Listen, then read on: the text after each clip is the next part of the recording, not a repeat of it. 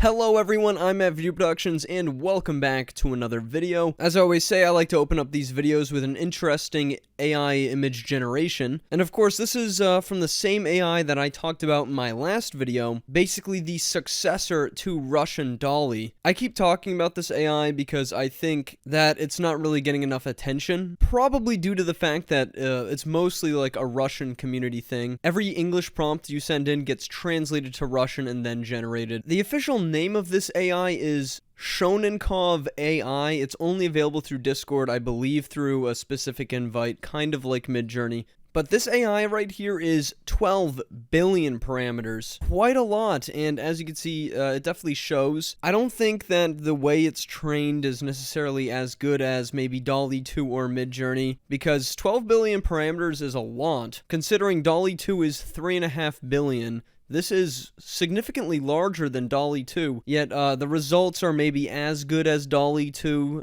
sometimes a little bit worse. But these are my translated prompts. This was an alien at Woodstock. So, you know, you definitely see all alien stuff. It doesn't really understand what I mean by Woodstock because, again, it's translated into Russian. Here's the original one I was looking at. This is the lemon relaxing on a beach. Again, I don't think it understood what I meant when I meant like a CGI Pixar lemon.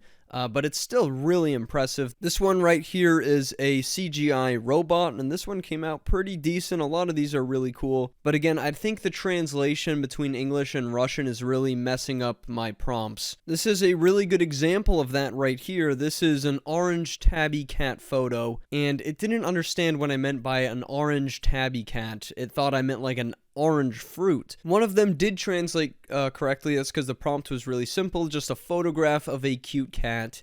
And as you can see, we got a bunch of kittens here, and they all look photorealistic, pretty much as if, oh, that's just a photo of a cat. I didn't know that was generated by AI. So yeah, this is a 12 billion parameter model, bigger than DALL-E 2, and really impressive. Again, Shonenkov AI. Alright, now moving on to today's AI showcase and discussion. I'm gonna have this linked down in the description below, but the day you're watching this video right now, at 9 p.m. UTC time, there's going to be a DALL-E 2 Ask Me Anything with OpenAI DALL-E 2 team members. This is huge. We never hear anything from cryptic OpenAI about DALL-E 2. They never really talk about it that much. So, you know, allowing Reddit to just ask whatever questions they want is super huge. Even if you're watching this video days later, I would still go check this out if you're interested in having some of those big, pressing DALL-E 2 questions answered, like, how is access determined? My last video was actually all about how access is determined on DALL-E 2 based on my own research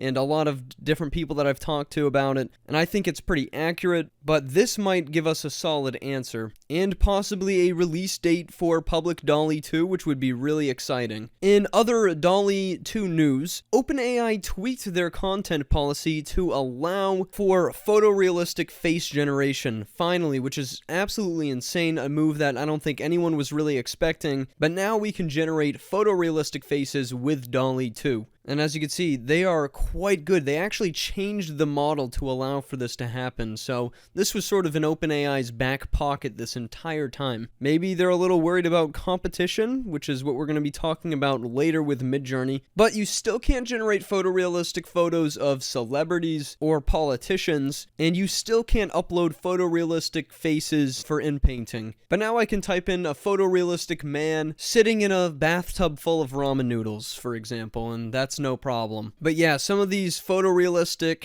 faces now are very interesting. So now we're getting into more of the meat of today's video, the best of Midjourney. I know I've been talking about Midjourney a lot lately, but they're going to be making some big news according to some rumors as of late. In fact, Midjourney might just beat OpenAI to the punch. Now, if you go back and watch one of my previous videos where I directly compare Midjourney to DALL-E 2 with the same exact prompts, comparison side by side, and they were some tricky prompts, Midjourney was quite impressive. Sometimes it was arguably as good as DALL-E 2, but most of the time it was a little bit behind or a lot behind. Now, Midjourney is a model with 400 million parameters, and that's no slouch, obviously, but that's not a lot compared to DALL-E DALL-E 2 with 3.5 billion. But there are rumors circulating around the Midjourney Discord. Apparently there's some confirmations from people in the Discord that I've talked to. They're like, yeah, this is happening, where Midjourney is going to be upgrading to a 4 billion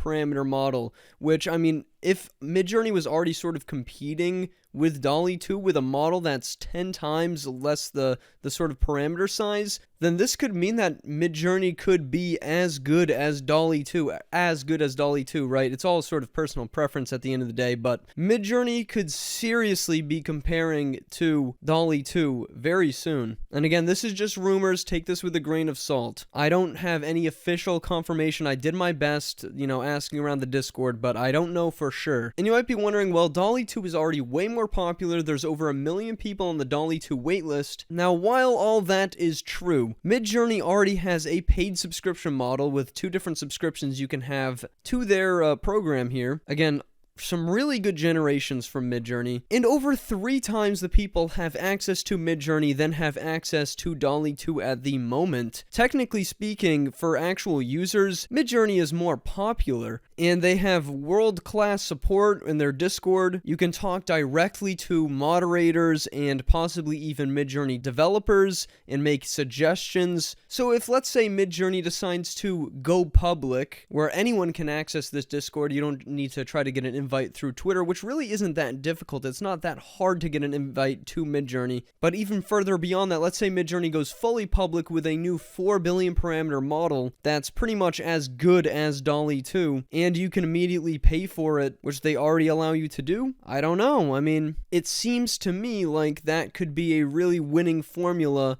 in comparison to DALL-E 2, where I don't even think 20,000 people have access to DALL-E 2, and still people that signed up for DALL-E 2 on day 1 still do not have access to DALL-E 2. And I understand why OpenAI is slowly rolling out their access to DALL-E 2. However, Midjourney, I think, is going to be some serious competition. If this is 400 million parameters at its best, what's 4 billion parameters going to be like at its best for Midjourney? All these models are different, so Midjourney most definitely has a different sort of type of training than DALL-E 2. And it can even get text right, almost as good as DALL-E 2 sometimes. The prompt for this was Draw Hands for Dummies book, and it actually got this correct up here. I wanted to show off today a few of my favorite Midjourney generations that I've seen. I want you guys to also notice, take a look right here. Midjourney has a lot of different aspect ratios in comparison to DALL-E 2. There's still a few square ones. This is a rock made of magma HD. I think this one came out really well. But we have different aspect ratios. This is something DALL-E 2 does not support, and I did see someone ask about on the OpenAI AMA that's going on today. So aspect ratios are kind of a huge advantage almost, where you get some really interesting generations. Like, check this out. You wouldn't be able to fit all of this detail in without, this aspect ratio. And it creates some really interesting generations where you actually have the portrait mode, much like sort of an iPhone photo. There's a lot of those portrait mode, different aspect ratio photos out there, so it can help with generations for sure. Midjourney, 400 parameters, and it's pretty darn coherent. It's definitely not as coherent as DALL-E 2, as we found out in my direct comparison video, but sometimes you strike a really lucky one. This Wonder Woman portrait watercolor turned out really quite good for having a face in it. Again, I think her neck and body is a little messed up down there, but as a whole, that's pretty darn good. 15th century Chinese hand-roll painting of Shrek. This came out pretty darn good. Again, it has a face in it. Didn't come out the best, but it's not too bad. I don't know if these are close to any actual Chinese handwriting, but, to my blind eye, it sort of looks like it. Here's Midjourney trying to generate a brand new endangered species. The prompt specifically was a rare, critically endangered species, award-winning photograph, sharp focus, narrow depth of field, National Geographic. I think it nailed that. That looks like a, endangered species right here. At least in the face, it did a really good job. It sort of looks like it's wearing a raincoat. But again, this is 400 million parameters. What could 4 billion do? This is Jesus wearing sunglasses. I thought it kind of looked like Snoop Dogg at first glance. Pretty accurate to the prompt. This is a crab wearing a funny hat.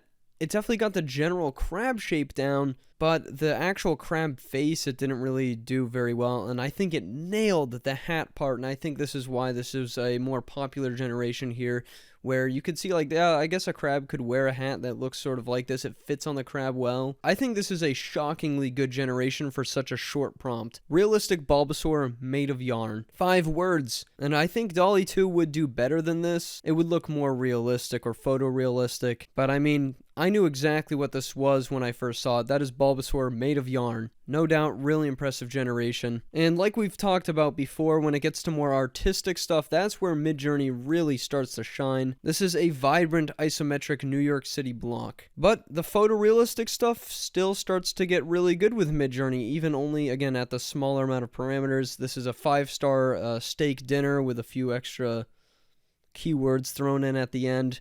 Almost photorealistic. And Midjourney even can understand reflections. This is a really good example of that. This is basically like a futuristic city floating in a glass sphere. It's a longer prompt than that, but you sort of get the general idea. It sort of warps the city's thing because you're looking at it through the outside. And we've got the reflection of the glass. It all understands that stuff. It can do characters. This is obviously Groot.